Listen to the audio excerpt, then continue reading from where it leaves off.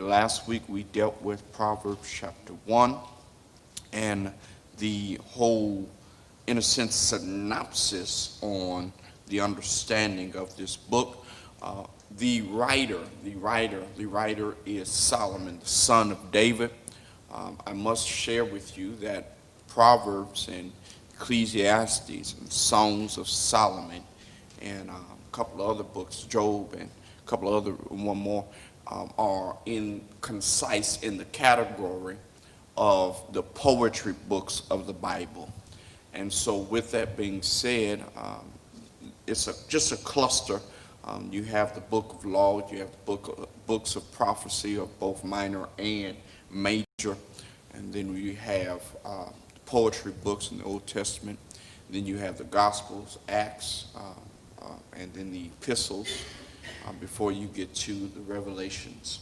Certainly, as we share in studying, Solomon, out of everything that's just fascinates me about Solomon, out of everything that he could have received after he was asked, "What do you want?"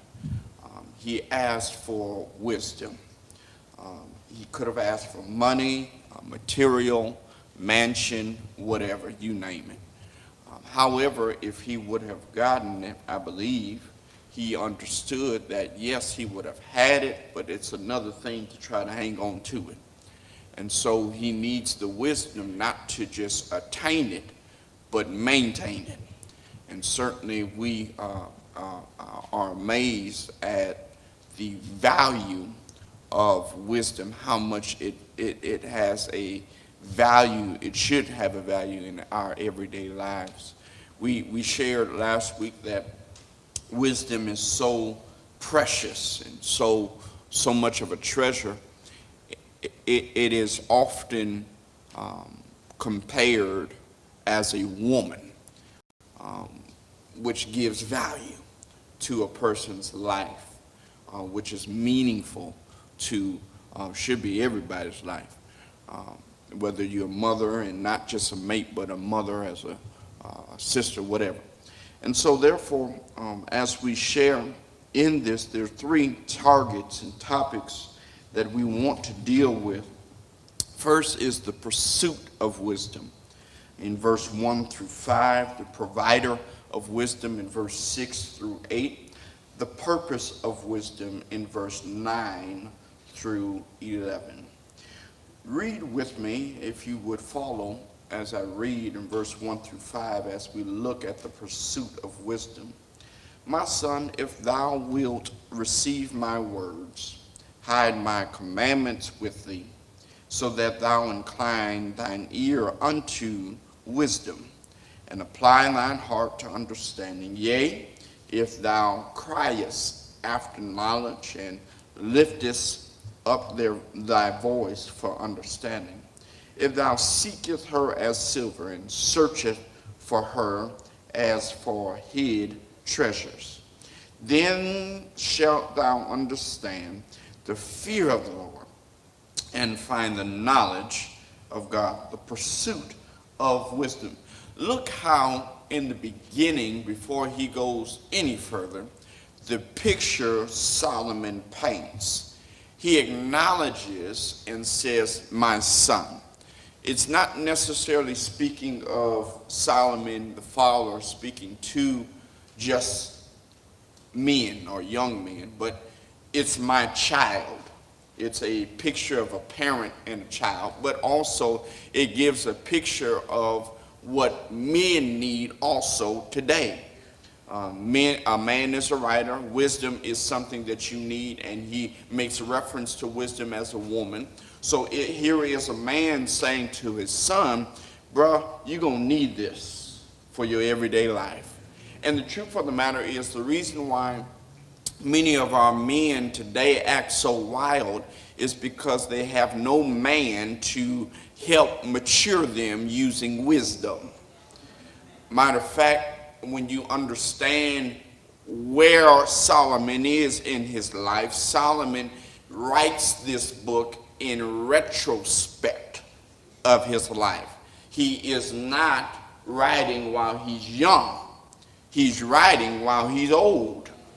And so as he remembers and reflects and takes time to have retrospect over his life, he said, let me pen some notes down. Notice, it's as if he's leaving a will, but a will full of wisdom. Isn't that amazing? A will has treasure. Wisdom, he says, it's like treasure. It's literally a will of wisdom, that the mistakes I've made, the misfortune that I've had, I don't want you to have that same experience, because I've been there, done that. So therefore, we didn't have no cameras, so I would take a picture, but we didn't have no cameras back then. However, I want to tell you, get you understanding, that you don't have to go through what I've gone through. Grow up to do things better. Grow up to do things different. And Solomon had much of a similar situation, similar habit like his father. The apple didn't fall far from that tree. And so he says, my son, he gives a picture of the relationship. There's a relationship. There's a relationship. He says, if, it's a contingency. It's not contingent upon Solomon. It's now contingent upon the son. If thou wilt receive my words. If you will be willing to receive. You got to hear what I'm saying. Listen to verse 1 through 5. And there's some things you need to underline. If thou wilt receive. Underline that word, receive. I'm not going to retain it if I don't receive it. Open up, be willing to hear my words. Open your mind, open your heart. Don't be so stuck and stubborn. Receive what I'm saying to you. If contingent upon you, you got to make the choice. You got to make the decision to listen to what I have to say. Receive my words, and then watch this. Hide my commandments with thee. I'm giving you commandments not to tell you what to do, but to give you instruction. Do this, do that, not to boss you, but to better you. But listen to what after listen. Paul says, Solomon says, I'm doing my part. I'm giving you my words, and I'm commanding my commandments. But here's your part. Receive and hide. Underline that word hide. Hide it. What you hide is something that has value to you. It's ideally treasure. You put treasure in a treasure box. Are y'all with me? You protect it, you keep it, because you don't want nothing to tarnish your treasure. You have value. And here it is. Everyone does not have just anyone doesn't have access. Are y'all with me? To your treasure. So as Solomon is speaking, he says, if, it's all contingent on you. You got to do I'm going to do my part, but you got to do your part. My part is to give you my words. My part is to give you my commandments. But what you do with it, receive it, hide it. Guess what? You can't hide it if you don't receive it. Receive it says that it's in my hand. It's in my possession. Hiding it says I'm putting it away. So the first part is to receive, and then the second part is to hide after you receive. Then he says in verse 2, so that thou incline thy ear unto wisdom, and applying thine heart to understanding. Here it is. Here's the result. So that thou incline. In order to receive and then hide, you have to use your ear to incline and listen. Here it is. That word incline gives an extra effort to hear everything that is being said. When we ask, or when David talks about God inclining his ear unto us, it literally means that he's bending over to hear what we have, to make sure he doesn't miss a word or a groan any sound that we make. So therefore, when I'm speaking, trying to give you instruction, trying to give you my words, trying to give you my commandments, this is what you need to do. Incline. Take your ear to listen to what I have to say. Here it is. The reason why sometimes you have to extend your ear is because there's a lot of other things talking.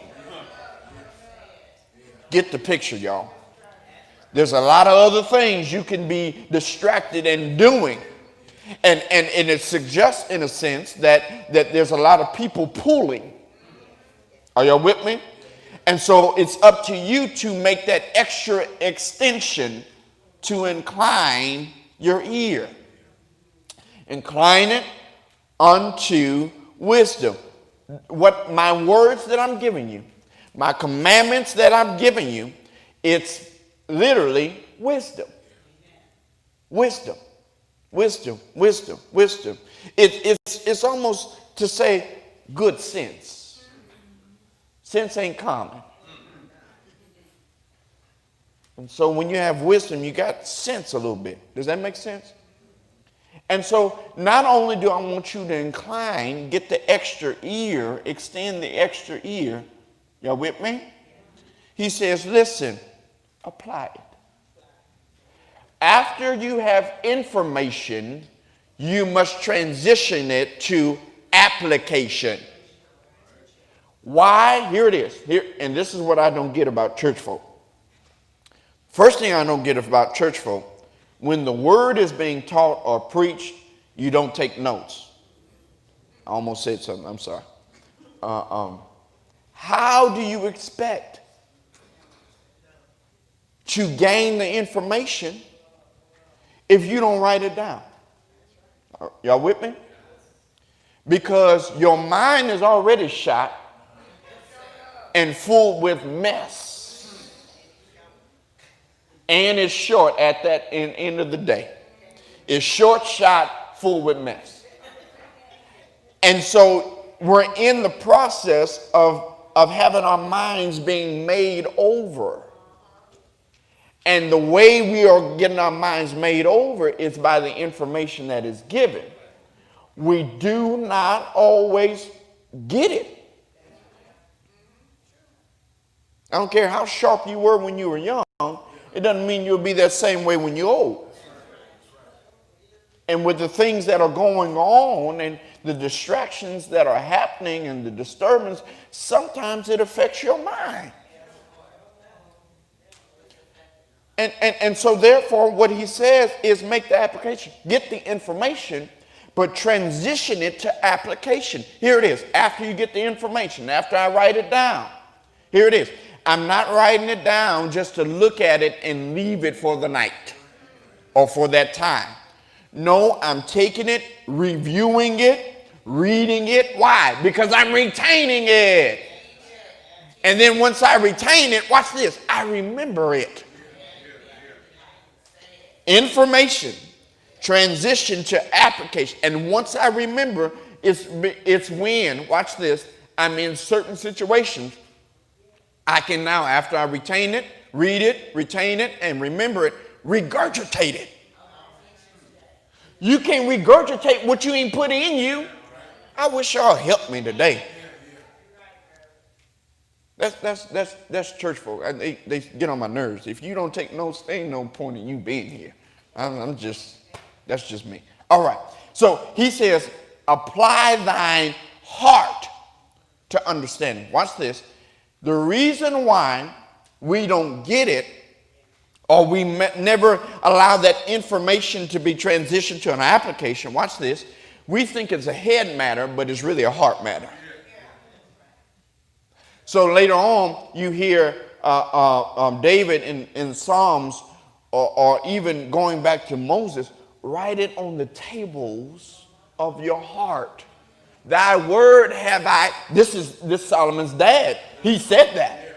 Thy word have I hidden in my heart. I got so much stuff in my heart and harbor, and some of it I need to let go of.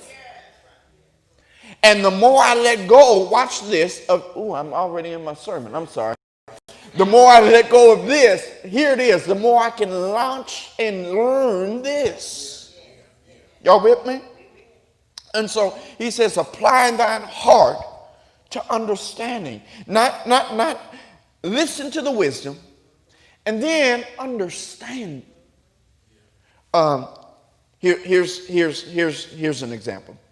Old folks would say, you can lead a horse to the river, to the water, but you can't make the horse wisdom. But you need understanding. What does that mean? What does that mean? You can guide somebody and tell them where to go, but you can't make them do it. Isn't that a good example? Wisdom and then have the understanding of it. Watch this. Yea, if, contingent, it's upon you, you got to make the choice. If thou criest after knowledge and liftest up thy voice for understanding. Here's the picture the Solomon can give. The picture as if it's a baby. You don't have the words to articulate that something's wrong. So what you do as a baby is cry. And when you cry, it ain't no just sad, sorrowful cry as a baby. You're screaming. You're loud. You lift up your voice. Does that make sense? So he says, cry after knowledge. I want to know. I want to know right from wrong, that knowledge.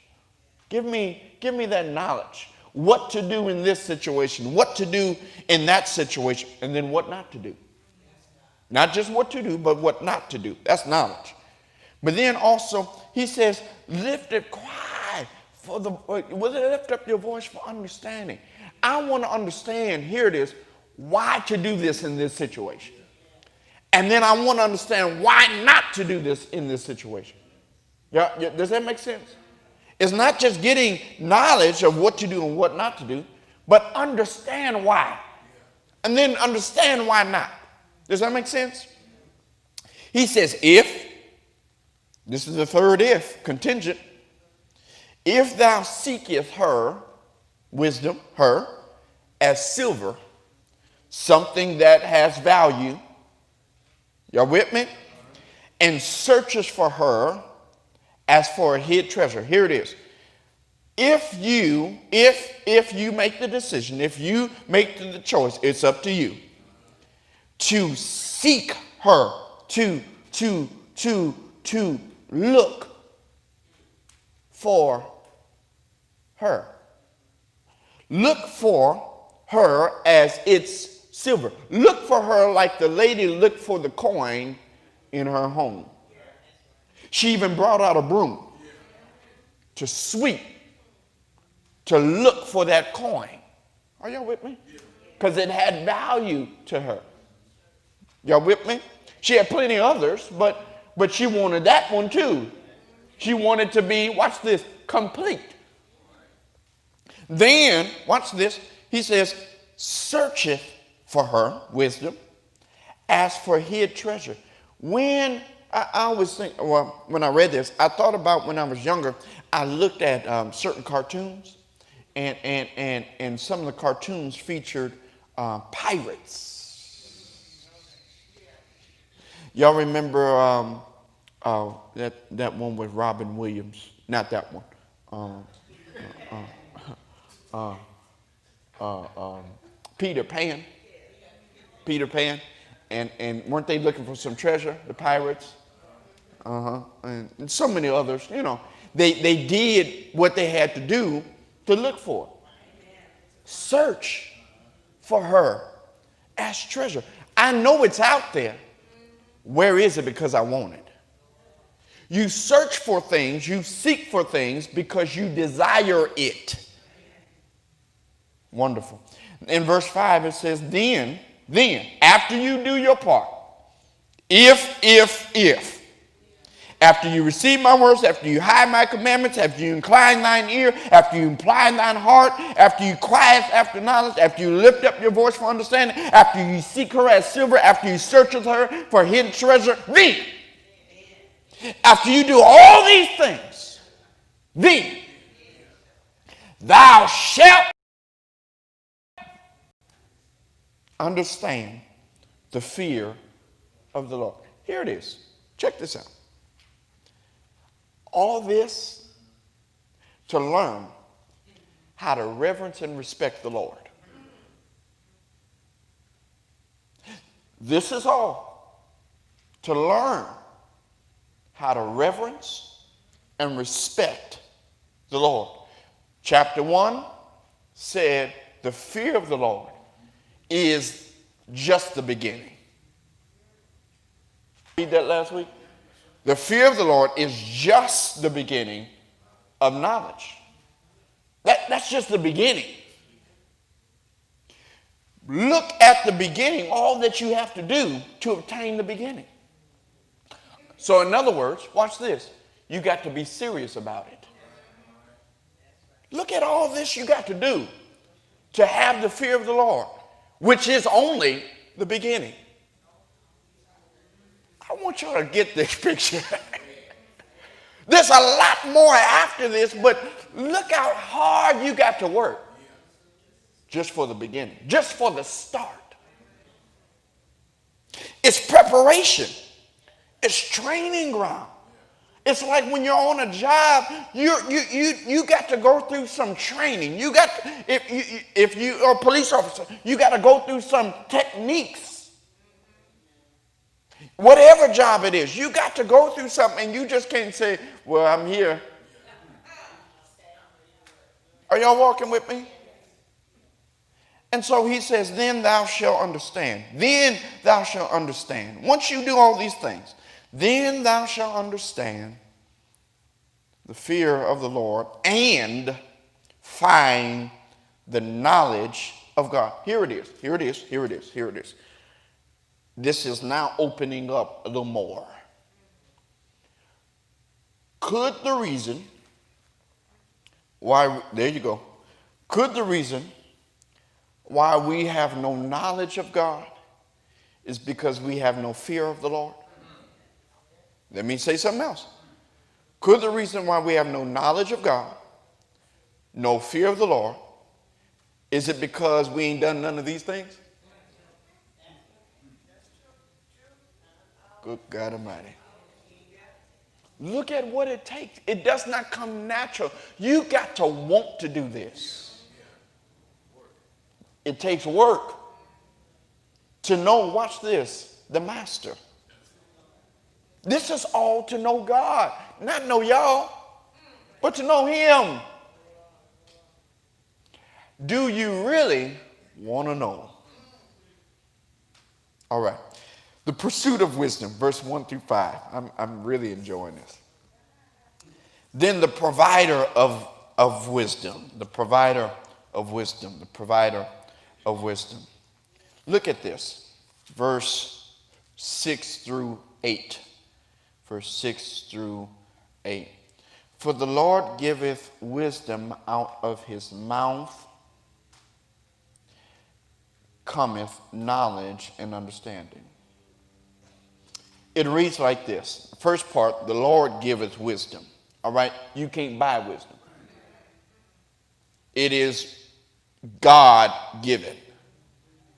Wisdom is the reason why everybody don't have no sense. Oh. Okay. It is God given.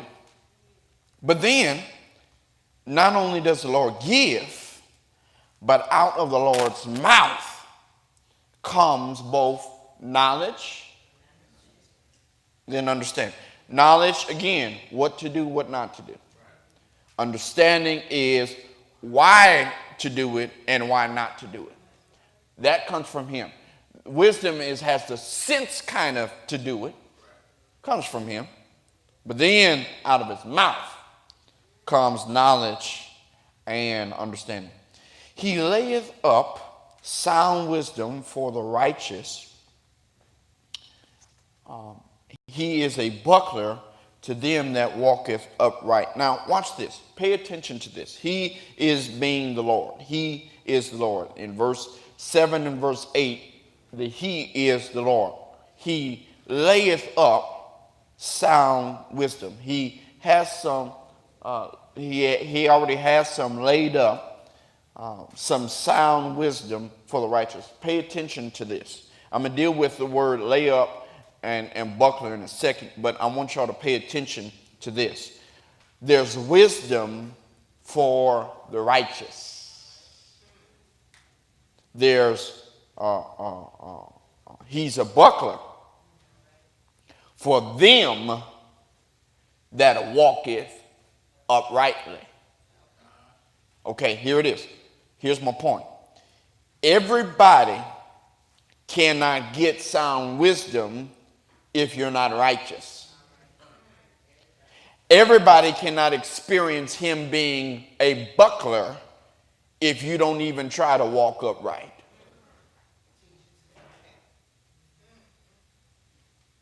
That's who he is.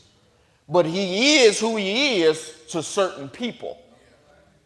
Here it is. The certain people make the effort after verse 1 through 5 to be righteous and to do their best to walk upright. The word layeth up wisdom for those who are righteous. He hides wisdom for the righteous. And he also hides the righteous, watch this, from harm. Isn't that amazing?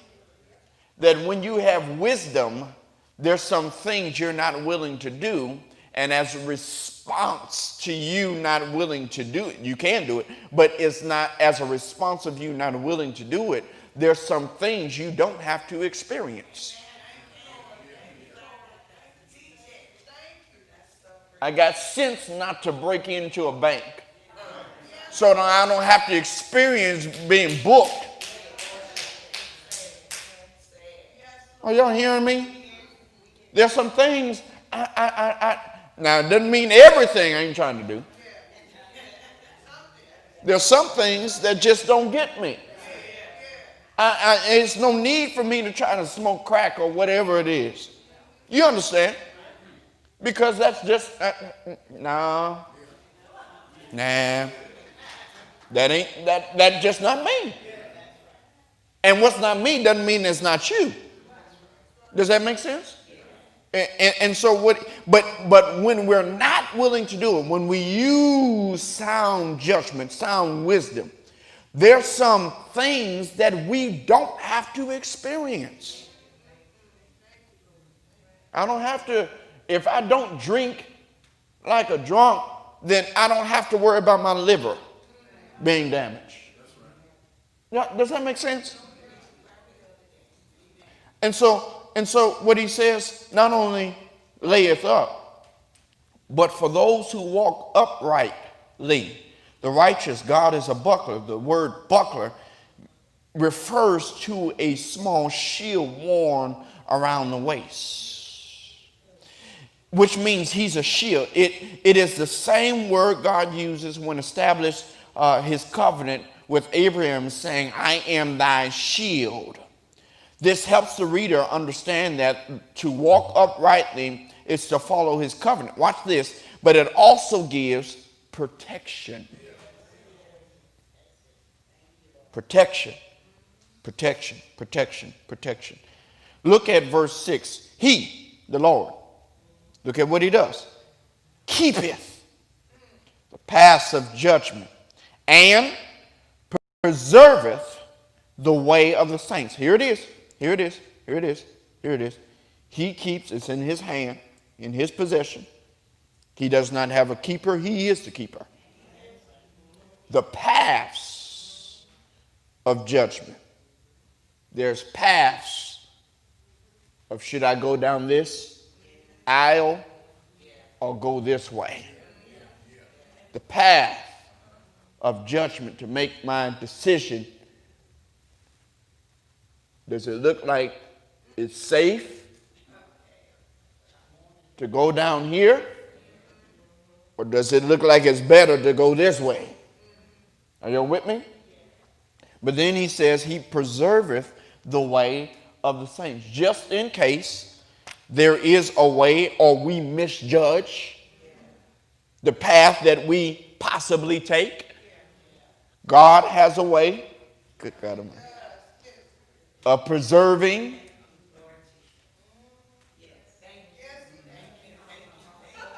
somebody should have some flashbacks right there. He preserves. I mean, we could have and should have had the same problems as others when we decided to do what they did, but some things that happened to them did not happen to me, not because I was better, because I was friends with them. We did this on a regular, but some way and for some reason, he looked.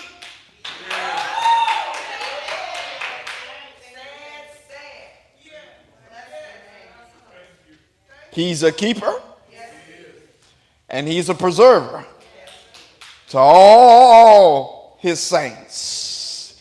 He keeps them on good paths and gives them understanding of righteousness and justice. Are y'all with me? Then thou shalt understand righteousness and judgment and equity, yea, very good path. That's what he does. That's what he does after he keeps us and preserves us and allows us, watch this, I just want to say this and I'm pressing on, to escape some possible experiences, some possible encounters. We then understand his right ways, what I should have done and what I should not have done, his judgments, what was right for me to do, what was not right for me to do, what was just and what was unjust, equity, and very good, yea, and very good path. We have looked at the pursuit of wisdom, the provider of wisdom, but now we'll look at the purpose of wisdom. Verse 10, verse 11, when wisdom, there will be a time and a place when wisdom, good sense, entereth into your heart, and knowledge is pleasant unto your soul. Wisdom enters your heart. That means you got good sense. No, I ain't gonna do that. I could do it, but no, I ain't gonna do it. No. And then knowledge, when knowledge is pleasant unto my soul, I see where that's going. And I'm just gonna stay over here. And God bless y'all. Pray for y'all. Does that make sense? It's more pleasant. Ideally, when things are pleasant, they're peaceful. That when you know better, you ought to do better. Discretion shall preserve thee. Understanding shall keep thee. So when wisdom entereth into thine heart, and knowledge is pleasant unto my soul. Discretion. When you're not so public about everything. Discretion, when you don't have to be seen or heard doing whatever you do. When you don't have to, my generation, post everything. I wish somebody would hear me. Discretion, when you have some type of, there you go, reservation, so you can have some preservation. Look at what it says. Discretion shall preserve thee. So when you have reservation, you then have preservation. Doesn't mean you don't do. Just watch the people who you do it with. Do it by yourself. I'm not saying go do anything, but understand what I'm saying. I'm not saying go do anything. All right? Please don't get me wrong. Understanding shall keep thee. And that's a part of your understanding. Watch this. You just don't do everything around everybody. And that will keep you. Because Negroes, once they find out, yeah, you understand. God bless you. I'm done. The pursuit of wisdom, the provider of wisdom, the purpose of wisdom, and the value of wisdom is our lesson. I hope you have received something from this and how good and how great the word was today in our Sunday school lesson to help us live. Now that you have information, make the application. All right. God bless you. And God keep you is my prayer. Let's begin to pray to God in heaven. How we love you. I praise you. We thank you for your word. We thank you for the value of wisdom. We thank you for wisdom. We understand and realize and recognize based on this word that you are the giver of wisdom. And we pray that you would give us wisdom. Allow us to be willing to use it once we get it, that we may do things differently that will bring you glory. It's in Jesus' name, for that's the only name that matters. We ask it on. People of God said amen. God bless you. God keep you is my prayer. Prepare yourself in about 17 minutes for worship.